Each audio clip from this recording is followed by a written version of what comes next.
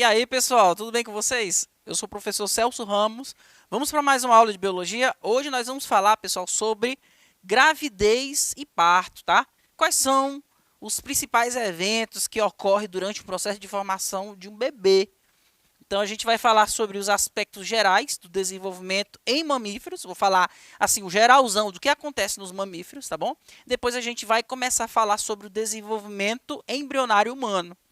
E ali a gente vai falar um pouco sobre a formação da placenta e do embrião, o que acontece para que o indivíduo ele seja um embrião, tá? E depois ele passe a se tornar um feto, até originar o bebê no mecanismo do parto, tá bom? Então espero que vocês estejam bem atentos, pegue seu caderno e vamos lá. A primeira parte que eu quero falar para vocês são os aspectos gerais, né, de desenvolvimento nos mamíferos. Nós, seres humanos, somos mamíferos. Então, nós compartilhamos com todos os outros mamíferos algumas características típicas, tá? Características que ocorrem também no desenvolvimento de outros animais, tá? Então, só que dentro do grupo dos mamíferos existem algumas diferenças. E a gente vai falar sobre essas diferenças porque existem três subclasses de mamíferos, tá? Esses mamíferos eles podem ser classificados de acordo com a maneira como eles se desenvolvem no processo de reprodução. Existem aqueles que são chamados de prototérios, prototério ou prototeria, tá? Esses indivíduos prototérios também têm esse nome aqui, monotremado. Você está achando estranho o nome aí, mas eu vou tentar explicar para vocês aqui por que tem esse nome. Existem aqueles que são considerados metatérios, tá? Que também são chamados de marsupiais, e os eutérios, conhecidos como mamíferos placentários, tá? Vamos lá, o que seria um indivíduo prototério? Olha o termo proto, primitivo, primeiro, tá? Um indivíduo que se desenvolve de uma forma primitiva, ok? Uma maneira como esses indivíduos se desenvolvem é colocando ovo. Eles colocam ovo para se desenvolver, eles põem ovos. Então, eles são mamíferos, são os únicos mamíferos que nascem por meio de ovos, tá? Exemplo, ornitorrinco e a equidna. Vocês perceberam que prototério também é chamado de monotremado? O que significa monotremado? Mono quer dizer um. Esses indivíduos possuem um orifício, que é a cloaca. O que é a cloaca? É um orifício que serve tanto para o indivíduo defecar, quanto para ele se reproduzir e também liberar a sua urina. Então, é um único orifício. Então, monotremado, tá? São mamíferos ovíparos. Esses indivíduos não produzem placenta, porque eles põem ovos, tá? O outro grupo de mamíferos são os marsupiais, tá? Por que é chamado de marsupial? São animais que têm uma bolsa, tá? O filhote ele nasce mal desenvolvido, não completamente formado, aí ele tem que subir para essa bolsa e lá ele vai terminar o seu processo de desenvolvimento, tá? O termo metatério quer dizer que é um indivíduo que nasce quase que formado, metade, ele não está totalmente formado, então ele precisa nascer e vai para essa bolsinha que é chamado de marsúpio, tá? Nós vamos encontrar, por exemplo, o marsúpio nos gambás, tá? Também nós vamos encontrar nos cangurus, ok? Aquela bolsinha que você vê lá na barriguinha do canguru é o conhecido como marsúpio, tá? E aqui é uma imagem, por exemplo, de como que nasce um filhotinho. Esse filhote aqui, pessoal, como vocês podem perceber, ele é quase como se fosse um embrião muito mal formado. Então, ele precisa se formar, terminar o seu desenvolvimento. E no interior do marsúpio existem algumas glândulas, tá? Glândulas mamárias. Ela não tem mamilo, mas essas glândulas elas liberam leite que escorre por meio do pelo, e os filhotes ficam chupando, literalmente sugando o leite que vem ali por meio desse pelo, no interior do marsúpio, tá? E no caso dos mamíferos placentários, eles são considerados como eutério, tá? Eu significa verdadeiro, ou seja, produzem uma placenta verdadeira, tá? São indivíduos. Essa placenta ela vai ajudar no processo de desenvolvimento do animal. E ali ele se desenvolve totalmente dentro do corpo da mãe, tá? E a placenta é que vai ser importante para transmitir os nutrientes da mãe para o bebê. Ok, pessoal? Então, a gente tem ali o exemplo do ser humano, de alguns elefantes, né, de outros mamíferos que que não são ovíparos, né, são vivíparos. Ok? Agora falando do desenvolvimento embrionário humano, nós sabemos que seres humanos são animais placentários ou eutérios, tá? O que vai acontecer para que ocorra o processo de formação do bebê, né, do embrião, do futuro bebê? Então, o que ocorre inicialmente no corpo da mulher? A mulher ela tem ali o processo de inundação de hormônios. Vários hormônios estarão atuando no corpo da mulher para que ela possa desenvolver condições para promover a reprodução, tá? Nós temos ali a progesterona e o estrógeno que estarão atuando no corpo da mãe para que ela esteja preparada para desenvolver o futuro ser, tá?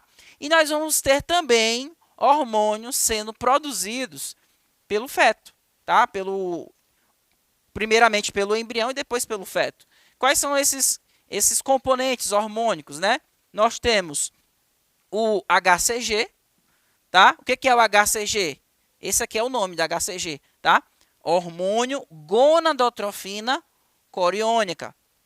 Inclusive, quando a mulher ela engravida, os testes de gravidez, eles detectam a presença desse hormônio, do HCG, tá?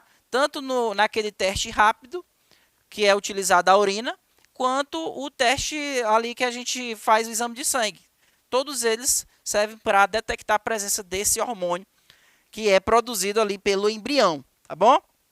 E nós temos também o hormônio somatotropina, né, coriônica humana. Também serve para o processo de desenvolvimento do bebê, ok? E aí, como eu falei para vocês, os testes de gravidez, eles servem justamente para promover a detecção desses hormônios, desse hormônio do HCG por meio da urina. Para quem não sabe, a mulher ela vai colocar o teste em contato com a urina, tá? Porque o hormônio está presente em altas concentrações quando a mulher está grávida, esse hormônio está presente na urina, tá? Então, quando ela coloca o teste em contato, aquela urina ela vai por meio ela vai molhando, né, o papelzinho que tem dentro do teste. E lá tem alguns tipos de reagentes que promovem a detecção ali do hormônio, ok? E como é que ocorre o processo de desenvolvimento embrionário humano? Você sabe que quando o espermatozoide ele fecunda o óvulo, tá, vai se formar a primeira célula do ser vivo, uma única célula, chamada de zigoto. Esse zigoto também pode ser chamado de célula ovo, tá bom? Célula ovo ou zigoto. E aqui, pessoal, esse zigoto vai dar origem ao processo de embriogênese. O que significa embriogênese? Gênese significa origem, né? Embrião, origem do embrião. Essa embriogênese ela vai acontecer pelo mecanismo de várias multiplicações e processos de diferenciação celular. Ou seja, células vão se multiplicar e vai ter muitas células que vão se especializar numa determinada função, que a gente chama de diferenciação celular. Tá? Quais são os estágios? Né? São 3 estágios principais no processo de embriogênese. Nós temos a clivagem, a gastrulação e a organogênese. O que é clivagem? Pessoal, anote aí no seu caderno. Clivagem é a mesma coisa que divisão celular. Clivagem é a mesma coisa que divisão celular. Ou seja, quando a célula sofre várias mitoses, várias divisões, ela está sofrendo clivagem. Ou seja, este zigoto, quando ele se multiplica, ele está sofrendo clivagem. Tá? E com essa clivagem, ou seja, essas multiplicações, o embrião que está se formando, ele vai sofrer o que a gente chama de gastrulação. Tá? A gastrulação, nós vamos já explicar o que é. Mas só adiantando para vocês, gastrulação é quando o embrião forma os primeiros tecidos, né? Os primeiros tecidos que darão origem aos diversos sistemas que formam um corpo de um indivíduo. Tá? E, por último, nós temos a organogênese. O termo organo vem de órgão. E gênese significa origem, origem dos órgãos, tá? Essa é a fase em que os órgãos vão sofrer diferenciação, ou seja, vai se formar os órgãos, tá? Então, a clivagem, pessoal, ou seja, as primeiras divisões celulares que a célula ovo vai sofrer, a célula ovo ou zigoto, ela vai acontecer após 24 horas, tá? Após 24 horas ocorrem várias mitoses seguidas, ou seja, o espermatozoide fecundou o óvulo, formou uma única célula.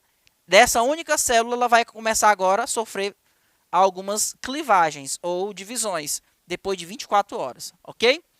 E aí, pessoal, as células que se formam, né, as células que vão sendo originadas dessa divisão, são chamadas de blastômeros, tá? Blastômeros são as células que vão sendo originadas com o processo de divisão de quê? De divisão da célula ovo, tá? Inicialmente, na hora que a célula começa a se dividir, começa a se formar algumas células todas juntas. Esse monte de célula junta, a gente chama de mórula. Eu vou já mostrar a imagem para você, para ficar mais fácil, tá bom? Só estou explicando os conceitos. Então, mórula, esse nomezinho lembra a palavra amora, uma fruta, tá? Amora. Ela é uma estrutura que é totalmente maciça, muitas células juntas. Então, é chamado de mórula. Com o tempo, esse embrião ele vai começar a acumular dentro dele um líquido, e aí vai formar um espaço dentro dele. E aí ela passa de estágio de mórula para o estágio de blástula. Blástula, ok? O que é a blástula? É uma fase do embrião, ok? No ser humano, a blástula ela é chamada de blastocisto, ok? Blastocisto. Então, quando é que se forma o blastocisto? Após 6 ou 7 dias, o embrião, na fase de blastocisto, ele vai chegar no útero da mulher e ele vai se implantar no útero. Essa implantação ela é chamada de nidação. A nidação é quando o embrião, na fase de blástula, ele se implanta no útero para iniciar o processo de formação do bebê, e a mulher vai começar a ficar com o bebê cada vez mais desenvolvido. Então, toda essa historinha que eu acabei de mencionar para vocês aqui, está tudo resumido nessa imagem. Só novamente explicando para vocês. Olha aqui, ó. Nós temos a célula ovo ou zigoto. Depois que nós já tivemos uma aula de fecundação, eu mostrei lá para vocês quais foram os eventos que ocorreram para que um espermatozoide pudesse fecundar um óvulo. Agora, depois que aquilo tudo aconteceu, olha aqui, ó, nós temos a célula ovo. Ela foi formada, agora ela vai começar a sofrer divisões celulares. Essa divisão, eu acabei de explicar para vocês, ela é chamada de clivagem. Então, olha aqui, ó, célula sofreu a primeira clivagem. Então, na primeira clivagem, a primeira divisão celular, uma célula deu origem a duas células. Cada uma dessas duas células que se formaram, elas são chamadas de blastômeros. Anota aí, blastômeros são essas células que vão sendo originadas. Então, numa primeira clivagem, formou duas células. Numa segunda clivagem, essas duas deram origem a 4 células. Numa terceira clivagem, as 4 células deram origem a 8. Numa quarta clivagem, as 8 células deram origem a 16 células. Olha aí, um monte de célula juntinha, tá? Essa fase aqui, ela é chamada de blástula. Blástula, tá? No ser humano, a blástula tem esse nome, blastocisto, ok? Então, essa daqui é a nossa, ó, aqui é a mórula e aqui é a blástula. Veja, as células todas estão agora na periferia e acumulou um líquido no meio do embrião, no interior do embrião. Ok? É nessa fase que o embrião vai para o útero, ok? E ele se implanta ali na parede do útero. A parede interna do útero é chamada de endométrio. Endométrio, ok? Então, nesse processo de implantação na parede do útero, nós chamamos de nidação. tá? Nidação. Beleza. Aí você me pergunta, professor, será que o óvulo ele se movimenta sozinho? Não. Na verdade, no interior aqui desse tubinho, que a gente chama de tuba uterina, tá? Essa tuba uterina é esse canal que liga o útero até o ovário, ok? No ovário, nós temos a liberação do ovócito, lembra da aula de fecundação? E lá ocorreu a fecundação. Depois que ocorre a fecundação, formou o zigoto. Tá aqui, ó, célula ovo ou zigoto. Aí essa célula ovo ou zigoto começou a sofrer clivagem, tá? Tudo isso aqui que eu estou mostrando para vocês é isso aqui, ok? Ó, aí formou os blastômeros. E aí começou a formar a fase de mórula. Tá aqui a mórula. Depois da mórula vem a blástula. E aí forma, no ser humano é chamado de blastocisto. O blastocisto vai para o útero e vai se implantar nessa paredezinha aqui do útero, ó, chamado de endométrio.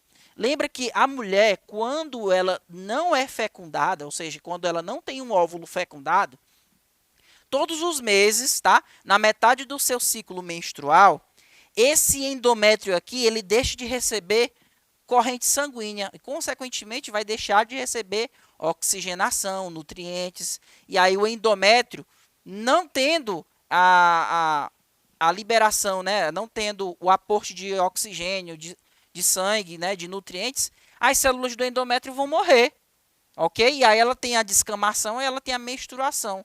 A menstruação nada mais, nada menos é do que a liberação deste endométrio, tá ok? Porque não ocorreu a fecundação. Agora, uma vez que ocorreu a fecundação, o nosso embrião ele vai se implantar na parede aqui do endométrio, ok? E aqui, ó, nós temos a parede do endométrio. O embrião está se alojando aqui, ele começa a formar, pessoal, como se fosse enraizamento, né? Vai começar a estabelecer a formação de vasos sanguíneos da mãe em direção ao embrião, ok? E este embrião ele vai começar a liberar um hormônio chamado HCG. O hormônio HCG ele é importante porque ele vai fazer com que esse folículo aqui, que é onde ocorreu a liberação do ovócito, ele continue a produzir progesterona e produzir estrógeno. A progesterona e o estrógeno vai permitir que o endométrio continue presente, continue recebendo o aporte sanguíneo, onde ele vai receber oxigênio e nutrientes. E assim ele não venha descamar, tá? Porque o hormônio que é produzido pelo embrião, ele vai estimular a liberação, a continuidade da liberação de progesterona e estrógeno. Se esse embrião não estivesse presente, acabaria a liberação da progesterona e do estrógeno. E o endométrio seria eliminado. Se o endométrio fosse eliminado, não teria condições do bebê se desenvolver. Por isso que ele libera esse hormônio, o hormônio HCG, tá? E aí vai começar a se formar, pessoal, a placenta. A placenta é um órgão importantíssimo para o desenvolvimento do bebê, porque ela, por meio do cordão umbilical, vai retirar nutrientes da corrente sanguínea da mãe. Veja que a corrente sanguínea da mãe, ela não se mistura, o sangue da mãe não se mistura com o sangue do bebê, tá? Que está vindo aqui na placenta. Ele vem do cordão umbilical, circula pela placenta, recebe nutrientes da corrente sanguínea da mãe, recebe oxigênio, tá? E lá na placenta ele vai eliminar, por exemplo, excretas nitrogenadas e elimina, por exemplo, também gás carbônico. Então, traz tudo de bom da mãe para o bebê e tira tudo de ruim do bebê para o sangue da mãe, tá? Então, a placenta ela é muito importante nesse processo de desenvolvimento. Ok, pessoal? Essas são algumas fases, tá, do embrião. 7 semanas nós temos os órgãos genitais ainda não foram formados, tá? Esses órgãos genitais inicialmente são iguais, tanto o órgão masculino quanto o feminino. Somente depois da 10ª semana esses órgãos genitais já estão formados, tá? 45 dias, placenta e cordão umbilical formado. 56 dias, o indivíduo já é considerado um feto, tá? E por último vai ter o parto, que vai ter vários eventos que são importantes também para a liberação do bebê, que a gente não vai ter mais tempo para a gente falar hoje. Então, espero que vocês tenham entendido e aguardo vocês na próxima aula. Tchau, tchau.